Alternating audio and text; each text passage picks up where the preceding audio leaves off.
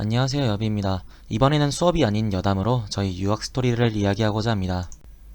일단 저는 중학교 1학년 때 당시 정권을 보면서 이 나라에는 희망이 별로 없다고 혼자 생각했어요. 그러면서 외국으로 떠서 넓은 세상에서 일하고 싶다고 자동적으로 생각했습니다. 외국에서 활약하려면 외국어를 할 줄 알아야 한다고 중1에 저는 생각했고, 중국어와 일본어를 중1의 나이에 독학하기 시작했습니다. 1년 동안 해서 이제 히라가나부터 천천히 공부하고 중국어도 간단한 회화가 가능할 정도로 되었어요. 중학교 2학년 때 아버지가 주재원으로 발령이 나서 가족 전체가 중국의 관동이라는 지역에서 살게 되었어요. 저는 근처에 있는 국제학교에 다니게 되었고, 거기에서 같은 학년인 일본인 친구를 많이 만나게 되었어요. 그리고 항상 같이 다녔죠. 항상 일본어로 같이 씨부리다 보니까 잘 읽지는 못해도 회화 하나는 되게 잘하게 되었어요. 그리고 중2의 가을 정도에 일본인 여자친구가 생겼습니다.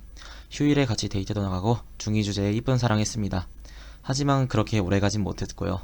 원래 적어도 3년을 중국에서 살기로 했는데, 그 당시 중국 공장에서 아버지가 다니시던 회사가 철수하면서 한국으로 오게 되었고, 여자친구와도 마지막 허그하고 한국으로 돌아왔습니다. 그리고 중1 때 다니던 중학교에 다시 돌아와서 다시 학교 생활을 했습니다. 변명처럼 들리겠지만 중2 때 다른 애들은 다 배웠던 베이스가 저에겐 아예 없었기 때문에 중1 때는 반에서 3등 정도 했지만 거의 20등으로 떡락했습니다. 그렇게 중학교를 무사히 졸업하고, 전부터 외국어에 관심이 많았기 때문에 성남외고에 가고 싶어 했고 면접도 보고 왔는데 떨궜습니다. 그리하여 집 앞에 일반고에 진학하게 되었고, 그 당시에 내 모든 게 약간 부정당한 기분이어서 많이 슬펐지만 지금 생각해보면은 이 성남외고 떨어진 게 되게 다행이라고 하고 생각하고 있고 항상 감사하고 있습니다. 그리하여 일본고에 진학하였는데 일본 대학교에서 공부하고 싶다고 느끼게 되었고, 일본어 준비를 철저하게 하고 싶다고 생각했습니다. 그래서 안방 침대에 누워있던 엄마에게 독서실을 다니고 싶다고 말을 했고, 그날 엄마 손잡고 독서실 가서 3개월치를 끊었습니다. 그리고 학교가 5시에 끝나면은 항상 독서실로 가서 일본어를 공부하고, 독서실 영업 종료 시간인 2시에 나와서 집으로 가는 생활을 약 3개월 정도 했습니다. 집에 가면 새벽 2시였기 때문에 같은 집에 살지만 엄마 얼굴을 주말에만 봤던 기억이 납니다. 일본어를 말할 줄은 알았지만 한자를 하나도 읽을 줄 몰라가지고 한자만 존나 했습니다. 그리고 서점에서 산 N1 문법책을 사서 매일 읽기 시작했습니다. 그렇게 3개월 공부하고 뭣도 모르고 JLPT N1을 신청했습니다. 솔직히 3개월 한자 빡시게 해서 붙을 줄 몰랐는데 180점 만점에 165점 받고 합격했습니다. 그날 밤은 바로 치킨 먹으러 갔습니다. 여러분도 한자하고 행복하세요. 그러던 어느 날 우연히 학교 앞에서 일본 유학학원 공책을 받았습니다. 그걸 보고 뿅 가서 엄마 손잡고 바로 학원 등록했습니다. 그런데 이제 학교가 끝나면 6시였고 학원에 도착하면 7시, 학원 문 닫는 시간 10시면은 하루에 3시간밖에 공부를 못하는데, 이 정도 공부량이면은 뭐 좋은 대학 가는 건 무리가 아닐까라고 생각했습니다. 그러면서 고등학교를 자퇴각을 좀 재다가 여름방학에 여러 학원 돌아다니며 상담도 받고 선생님과 상담도 하였고, 그리고 일본 명문대학에 가겠다는 뜻이 있었기에 안화고등학교를 자퇴하였습니다. 자퇴를 하기로 마음먹은 일주일 전부터 제 뇌 속에는 내가 평생 살면서 지금 외에 여고생에게 뺨을 맞을 일이 있을까? 라는 생각을 하게 되었고, 같은 반 여자애들한테 뺨을 때려달라, 배에 펀치를 해달라 요구했습니다. 그렇게 수많은 여고생에게 뺨과 명치를 맞고 무사히 자퇴를 하였습니다. 자퇴를 하고 첫 한 달은 집 근처 도서관에서 아침에 공부하다가 점심쯤에 자퇴 청소년들에게 무료 급식을 나눠주는 센터에 가서 2시간 공부하고 짜장면을 얻어먹었습니다. 그리고 학원에 가서 공부를 하고 밤 10시에 돌아오는 생활을 시작했습니다. 솔직히 그 집은 제육볶음이 제일 맛있었습니다. 그렇게 2달째가 되는 어느 날 순탄한 자퇴 생활에 고비가 찾아왔습니다. 너무나도 게임이 하고 싶어가지고 하루는 도서관을 안 가고 집에서 하루 종일 게임을 했습니다. 행복했습니다. 그리하여 하루 종일 게임을 하다가 저녁에 학원 가서 수업 듣고 오는 생활을 한 2주간 했습니다. 여느 때처럼 다이아를 찍겠다는 그 신념 아래에서 컴퓨터를 켰는데 이 컴퓨터가 고장이 난 게 아니겠습니까? 그래서 공부해야겠다 라고 생각하고 학원 원장쌤에게 이하의 문자를 보냈습니다. 선생님, 제가 매일 아침에 학원에 나와가지고 자습하고 싶은데 학원 문 비밀번호 좀 알려주시면 안 될까요? 원장 선생님은 흔쾌히 허락하셨고, 그 이후로 저는 아침 7시, 피크일 때는 한 아침 6시 정도에 일어나가지고 학원 문을 내가 열고 아침 점심 굶고 하루 종일 공부만 하다가 저녁 10시에 버스 타고 집 와서 저녁 한 끼 먹고 바로 자는 생활을 반년간 계속했습니다. 가끔씩 점심에 제육볶음밥 먹고 싶으면은 센터에 가서 2시간 공부하고 혈세에 공짜밥을 먹고 학원에 돌아와 공부했습니다. 그렇게 나에게 첫 이재유인 2018년 6월 이재유를 수험했습니다. 일본어는 367이라는 만점에 가까운 점수였고 수학과 영어가 너무 짜증나서 하기 싫을 때 저는 항상 종합 과목을 했기 때문에 종합 과목도 195라는 좋은 점수가 나왔습니다.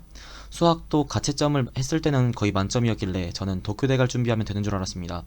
하지만 수학의 채점 방식이 지랄이 났는지 작은 빈칸 하나만 틀려도 50점이 떡락하는 기적의 배점 방식을 채용되었고 OMR 미스를 했는지 제 점수는 153점이었습니다. 그렇게 총점 715점으로 6월 이재유를 끝냈습니다. 솔직히 말해서 715점이라는 성적을 받았는데 이게 높은 건지 낮은 건지 어느 수준인지 잘 몰라가지고 일단 공부는 계속했어요. 근데 점점 시간이 갈수록 이제 내 점수가 높은 거였구나 라고 느끼게 되었고 이 715점이라는 안정감이 있기도 했고 뭐 반년 공부해서 또 수학 한 문제 틀리면 어차피 같은 점수일 텐데 공부하면 개손해라고 생각한 저는 이제 이재율을 점점 손에 놓기 시작했습니다. 그리하여 11월은 뭐 나머지 점수는 똑같았는데 수학에서 10점 내려가가지고 총점 700점으로 이제 수험을 끝내게 되었습니다. 토플은 영어학원 선생님에게 너 영어 잘하는 줄 아나 본데 너 영어 존나 못한다면서 많이 혼났고 항상 겸손하라는 그 선생님의 지도하에 1년간 꾸준히 공부해서 첫 시험에서는 94점, 두 번째 시험에서는 98점을 맞았습니다. 한번 시험 볼 때마다 수명이 약간 10년씩 줄어드는 느낌이 들 정도로 스트레스가 너무 심해가지고 그냥 두 번 보고 때려쳤습니다. 그렇게 EJU 715점, 토플 98점으로 원서지를 하기 시작했습니다. 지원한 곳은 동경대, 교토대, 경제, 히토츠바시 사회, 게이오 경제, 게이오 법, 와세다 스포츠과학, 스베리돔의 리쿄 경제였습니다. 리쿄 경제는 도일전이었기에 점수가 높은 저는 당연히 붙을 줄 알았고 또 당연히 붙었습니다. 와세다 스포츠과학은 선생님이 이제 와세다 대학에 보냈다는 광고에 쓰는 등 이제 학원 실적을 올리기 위해서 저에게 부탁한 거였고 이제 5만원이랑 지망이유서 써줄 테니까 쓰라고 하셔서 썼습니다. 이건 역시 도일전이라서 면접도 없었고 그냥 한국에서 기다리면 합불이 나옵니다.